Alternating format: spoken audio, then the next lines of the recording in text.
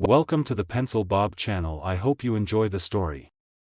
Remember to like and subscribe. And now the story.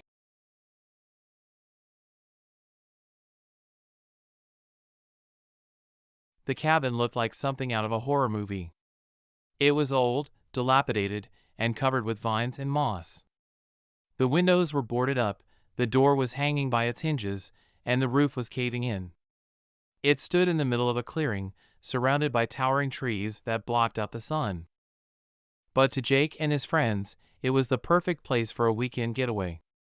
They had heard the stories about the cabin, how it was once the home of a witch who had been burned at the stake by the villagers, and how her spirit still haunted the place, seeking revenge on anyone who dared to enter. But they didn't believe in such nonsense. They were just looking for some fun and adventure, and maybe a few scares along the way. They had packed their bags with food, drinks, flashlights, and sleeping bags, and drove to the forest in Jake's old pickup truck. They parked near the edge of the clearing and walked towards the cabin, laughing and joking and snapping pictures. "Wow, this place is creepy," said Mia, Jake's girlfriend, as she looked at the cabin with a mixture of curiosity and fear. "Are you sure we want to stay here?" "Of course we do," said Jake, wrapping his arm around her. "It'll be fun. Besides, we have nothing to worry about. There's no such thing as ghosts." "What about witches?" asked Ryan, Jake's best friend, who was carrying a backpack full of snacks. "You know, the ones who can turn you into a frog or a mouse or something."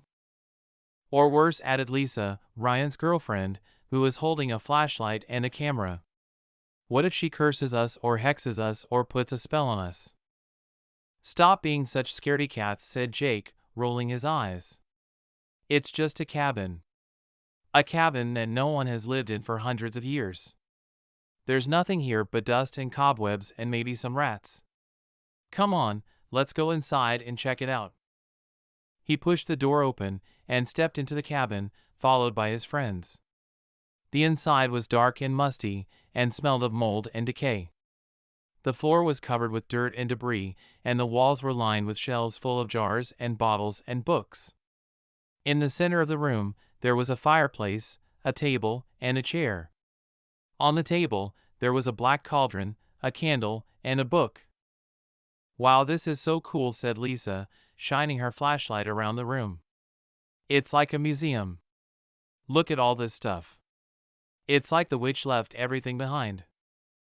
"Or maybe she's still here," said Ryan, shivering. "Maybe she's watching us right now, waiting for the right moment to strike." "Stop it, Ryan," said Mia, hitting him on the arm. "You're not funny. You're just trying to scare us." "No, I'm serious," said Ryan, looking around nervously. "I have a bad feeling about this place. I think we should leave." "Relax, Ryan," said Jake, picking up the book from the table. "It's just a book. A book of spells, by the looks of it. Maybe we can find something interesting in here. Let's see." He opened the book and flipped through the pages.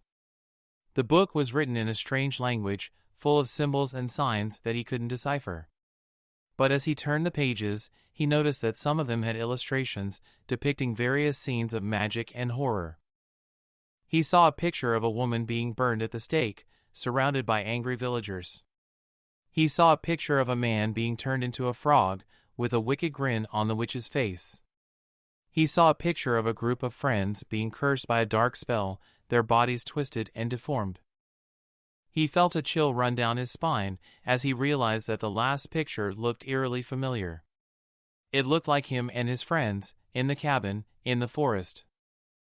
He slammed the book shut and dropped it on the table, his face pale and his hands shaking.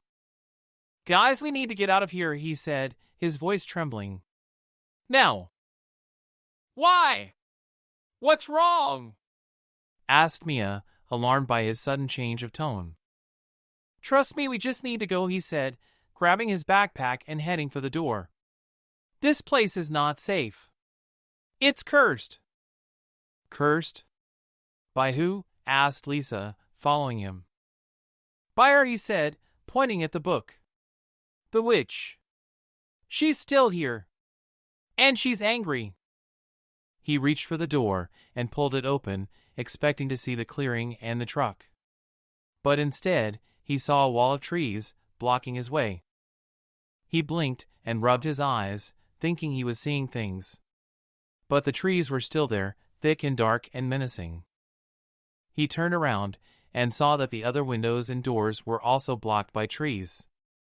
They were trapped in the cabin, with no way out. He heard a cackle, a loud and sinister laugh, coming from the fireplace. He looked and saw a flame, a bright and burning flame, that took the shape of a woman. It was a woman with long black hair, a pointed nose, and a crooked smile. A menacing woman who looked like the witch.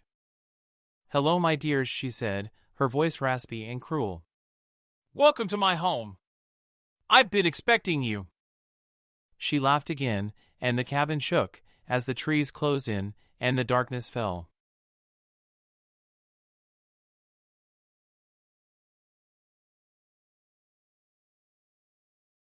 Detective Matt Brown had seen many gruesome murders in his career, but none like this. The victim lay on the seat of the car, blood pooling around his head. A perfect circle of flesh and bone was missing from his forehead, as if someone had drilled a hole through his skull. The exit wound was even more horrific, a gaping hole that exposed his spinal cord and vertebrae. There was no sign of a weapon, a bullet, or a projectile. Just a sound, a hole, and a body. This was the third case this week with the same modus operandi, but the first one with a witness. The victim's wife, a geologist named Sarah, was sitting on the couch, wrapped in a blanket. She was pale and trembling, her eyes wide with shock. She had been the one who called 911, and she had given a brief statement to the first responders. Now, she was ready to talk to Detective Brown. He approached her gently, showing his badge and introducing himself. He asked her if she needed anything, a glass of water, a cup of tea, a sedative. She shook her head, and said she wanted to tell him what happened. Maybe it would help her make sense of it, she said. She told him that her husband, Mark, was a successful businessman who owned a software company with his partner, Tom. They had been friends since college, and had built their company from scratch. They had made a fortune with their latest app, which was a hit among millions of users. But recently, Mark had discovered that Tom had embezzled a huge amount of money from their company, and had fled the country.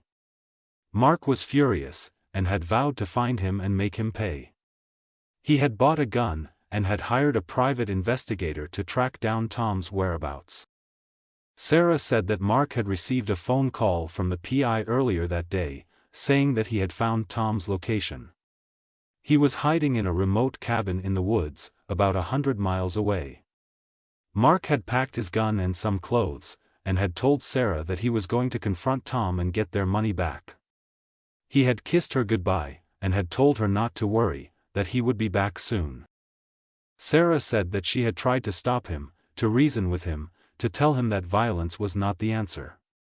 But he had been too angry, too determined, too obsessed. He had left the house, and had gotten into his car.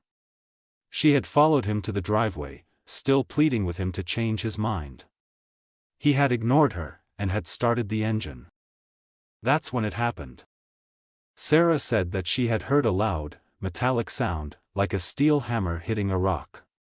Looked at Mark, and had seen a hole appear on his forehead. Screamed, and had run towards him. But it was too late. He was already dead. There was another hole on the back of his seat, where the force of the impact had pushed him. Checked his pulse, but there was none. Then had called 911, and had waited for help to arrive.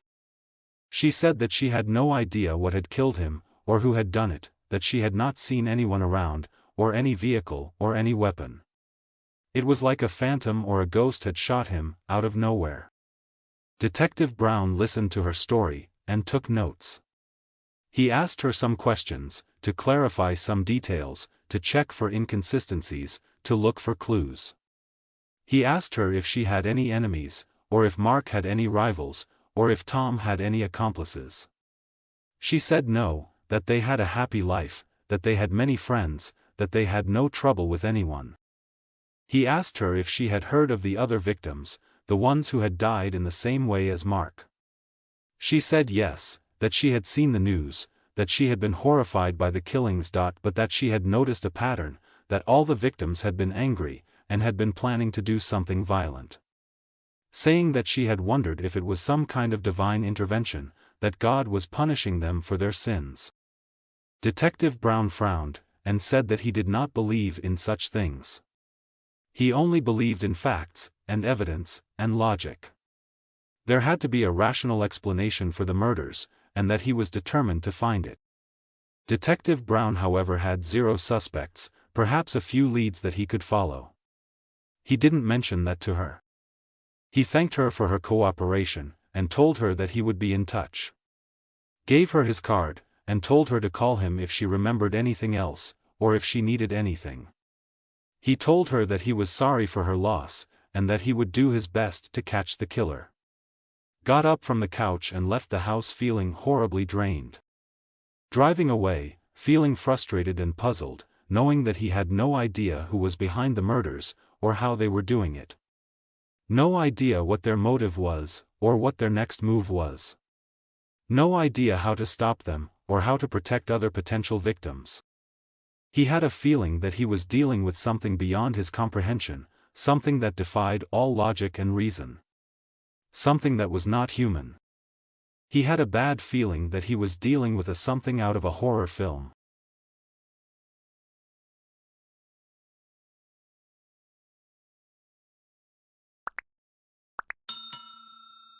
I would like to thank you for watching the video to the end. To encourage us to make more videos, please like, subscribe, comment, as well as share. Check out this other video if you haven't already.